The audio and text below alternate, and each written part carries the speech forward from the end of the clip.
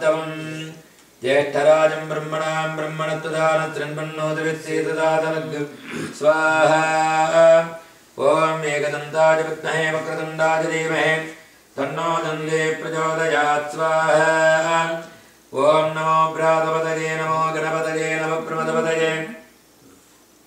नमस्ते अस्तलम्बोदराय एकदन्ताय विघ्नविनाशने नमस्तुताय श्रीवरदमूर्तये नमो नमः स्वाहा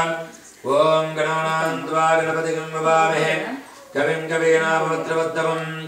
ज्येष्ठराजं ब्रह्मणां ब्रह्मणत्वदानत्रिन्बन्नोदवित्सेतदातनग्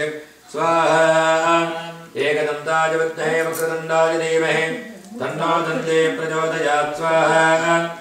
ॐ नमो व्रातपतये नमो गणपतये नमस्ते अस्तलम्बोदराय एकदन्ताय विघ्नविनाशने नमस्तुताय श्रीवरदमूर्तये नमो नमः स्वाहा ॐ श्रीं ह्रीं क्लीं ग्लौं गणपतये वरवरद सर्वजनं मे वदमानय स्वाहा ॐ श्रीं ह्रीं क्लीं ग्लौं गणपतये वरवरद सर्वजनं मे वदमानय स्वाहा ॐ श्रीं ह्रीं क्लीं ग्लौं गणपतये वरवरद सर्वजनं मे वदमानय स्वाहा ॐ ग्लां ग्लौं गणपतये स्वाहा ॐ ग्लां ग्लौं गणपतये स्वाहा ॐ ग्लां ग्लौं गणपतये स्वाहा ॐ नमो भगवते हेरम्बपदमोदित यजमानस्य सर्वसङ्कटं निवारय गुं भट् स्वाहा ॐ नमो भगवते हेरम्बपदमोदित यजमानस्य सर्वसङ्कटं निवारय गुं भट् स्वाहा ॐ नमो भगवते हेरम्बपदमोदित यजमानस्य सर्वसङ्कटं निवारय गुं भट् स्वाहा ॐ श्रों क्षिप्रगणपतये स्वर्णगेहे भवत्यदाय स्वर्णप्रदाय क्लीं वटट् स्वाहा ॐ श्रों क्षिप्रगणपतये स्वर्णगेहे भवत्यदाय स्वर्णप्रदाय क्लीं वटट् स्वाहा ॐ श्रों क्षिप्रगणपतये स्वर्णगेहे भवत्यदाय